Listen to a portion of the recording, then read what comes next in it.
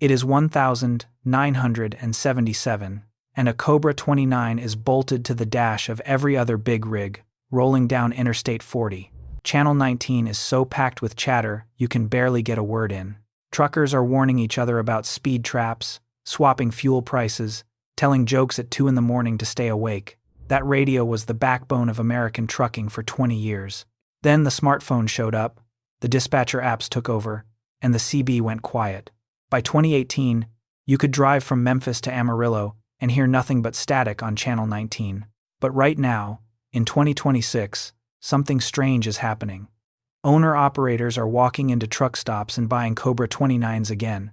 They are ripping open the packaging, mounting the unit above the windshield, and plugging back into a frequency that corporate America cannot track. And if you understand why, you understand everything about what is happening to trucking in this country right now. The Citizens Band Radio, or CB, was never supposed to belong to truckers.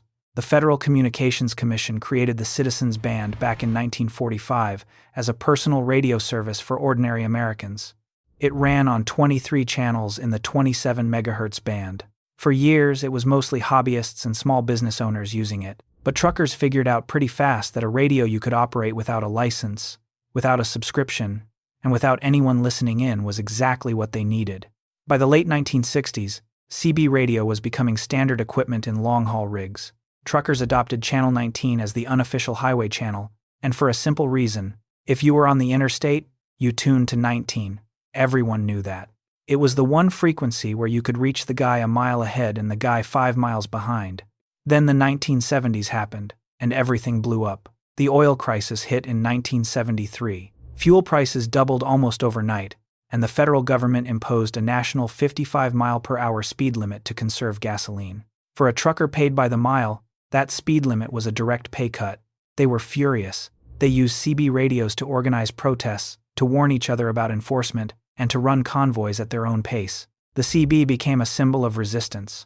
In 1975, a country singer named C.W. McCall released a song called Convoy. It hit #1 on the Billboard Hot 100. A novelty song about truckers talking on CB radios became the biggest record in the country. 2 years later, Smokey and the Bandit put Burt Reynolds behind the wheel and a CB mic in his hand. That film made $300 million at the box office. Suddenly, every pickup truck owner in America wanted a CB. The FCC expanded the band to 40 channels just to handle the demand. For a brief, wild stretch of the late 1970s, CB radio was as American as a cold beer on a Friday night, but the craze faded for civilians. By the mid-1980s, most casual users had moved on. Truckers, though, kept their radios. Channel 19 stayed active through the 1990s and into the early 2000s. If you were hauling freight, you had a CB. It was how you learned about road closures, accidents, way station statuses, and where to find a parking spot at a truck stop on a Friday night. It was also how you stayed sane. Long-haul trucking is one of the most isolating jobs in America. You are alone in a sleeper for days. The CB gave you a community. You could talk to someone who understood exactly what your life was like without ever seeing their face. Then the apps came. Around 2010 to 2015, smartphones became capable enough to replace the CB for most practical functions. Trucker Path launched and gave you fuel prices, parking availability, and way station statuses on a screen. Keep Truckin', which later rebranded to Motive, turned your phone into an electronic logging device. Samsara put cameras and telematics into fleet trucks so dispatchers could see where you were, how fast you were going, and whether you had your seatbelt on. The big fleets loved it. They could track every truck in real time, optimize routes, and cut costs. For the corporate side of trucking, the smartphone was a dream. For the trucker in the cab, it was something else entirely. Your phone tracks you. That is not a theory. That is how the technology works. A smartphone transmits location data continuously through cellular networks and GPS. Your carrier knows where you are. Your dispatcher knows where you are. The apps on your phone know where you are. For an owner-operator who got into trucking because they wanted freedom, that is a hard pill to swallow. You chose this life because nobody was looking over your shoulder. Now everybody is. And the apps fail. They fail in ways that a CB radio never did. GPS routing for trucks has been a known problem for years. Federal Highway Administration data shows hundreds of GPS misrouted truck incidents every year, including bridge strikes, where a navigation app sent a big rig under a bridge with a clearance too low for the trailer. Some of those strikes cause catastrophic damage. A loaded trailer hitting a low bridge at highway speed can shut down an interstate for hours and cost hundreds of thousands of dollars. A trucker on Channel 19 would have told you about that bridge. The app did not know and did not care. Trucker Path can tell you a way station is open, but it updates on a delay. The trucker 3 miles ahead of you on Channel 19 can tell you the way station just closed, right now, in real time. That is the difference between data and information. Data is what a server sends to your screen.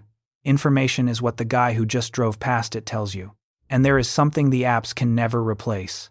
They cannot replace the sound of another human voice at 3 in the morning when you have been driving for 9 hours and the road is empty, and you are wondering why you do this for a living. The apps do not talk back. They do not laugh. They do not tell you that the diner at exit 114 has the best chicken fried steak in Oklahoma.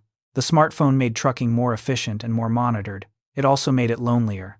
If you are watching this, and you have ever spent a night in a sleeper wondering if anybody out there gets it, you are the reason we make these videos. Subscribe to Quisoup. We cover the trucks, the roads, and the people who keep this country moving. Here is a story that explains why the CB is coming back better than any statistic can. A trucker we will call Danny runs a flatbed out of Tulsa. He is an owner-operator, been at it for 12 years. In 2024, he was hauling a load of steel beams east on Interstate 44, heading toward Springfield, Missouri. His phone app showed the route clear. No alerts, no warnings, no red flags. About 40 miles out, he noticed something. A line of trucks pulled off on the shoulder, hazards flashing. He had his CB on, an old Cobra 29 he had never taken out, and he keyed the mic. Turns out a bridge ahead had been struck by an oversized load earlier that morning. The state patrol had the road down to 1 lane with a temporary weight restriction. The app had not updated. The truckers who were stopped had gotten the word on Channel 19 from someone who had been turned back at the scene. Danny was able to exit early, take an alternate route, and deliver on time. The truckers, relying only on their phones, sat in a backup for 3 hours. Some of them missed their delivery windows, some of them lost money. Danny made it because a voice on Channel 19 told him what no app could. That is one story. There are hundreds like it every month. A CB radio does not need a cell tower. It does not need a data plan. It does not need a software update. It works when your phone does not, which on rural stretches of highway in this country is more often than the tech companies want to admit. Now here is where the trend becomes real. Starting in late 2024, CB radio sales began climbing. The Cobra 29 LTD Classic, the same unit that has been the standard since the 1970s, is seeing renewed demand. You can buy one for around $130. Cobra, Uniden, and President all report increased interest from the trucking market. Online forums and social media groups dedicated to CB radio and trucking are growing. Truckers are posting videos of their new installations, sharing tips on antenna placement, and running signal tests. The reasons are the same ones Danny would tell you. The apps fail, the phone tracks you, and the CB does not. A CB radio operates on 40 channels in the 27 MHz band. It does not transmit GPS coordinates. It does not log your conversations. It does not report your location to a corporate server. When you key the mic, you are talking to the people around you. That is it. No data harvesting, no surveillance, just voice. Owner-operators are leading this. Fleet trucks are locked into telematics systems and corporate mandates. The owner-operator has a choice, and more of them are choosing to add a CB back to the cab. Some never took theirs out. Others are buying their first one. Team drivers are using CB to coordinate without running up phone bills or relying on spotty cell coverage. And convoys are forming again on certain routes. Truckers grouping up for long hauls and using Channel 19 to stay together, share road intel, and cover each other. There is something cultural happening too.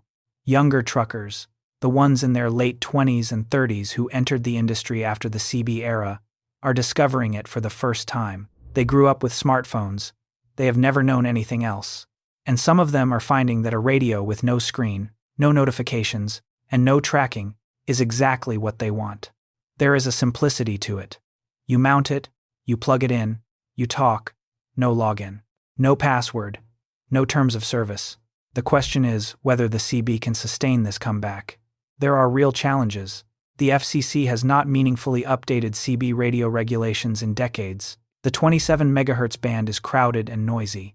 Range is limited compared to what modern digital radio could offer. If the FCC opened more bandwidth or allowed higher power output for licensed truckers, CB could become a serious tool again.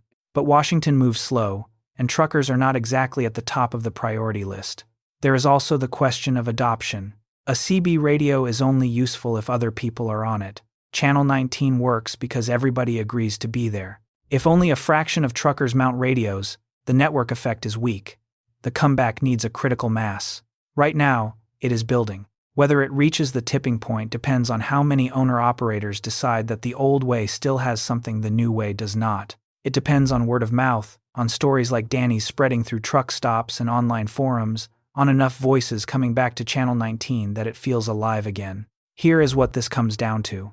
A CB radio is a $40 to $200 box that lets you talk to the trucks around you without anyone else listening, logging, or tracking. It is not a replacement for GPS navigation. It is not a replacement for a smartphone. It is the one tool in the cab that belongs entirely to you. Nobody owns your signal. Nobody stores your conversations. Nobody knows where you are unless you tell them. In the 1970s, the CB radio made truckers a community. In the 2000s, the smartphone made them a data point.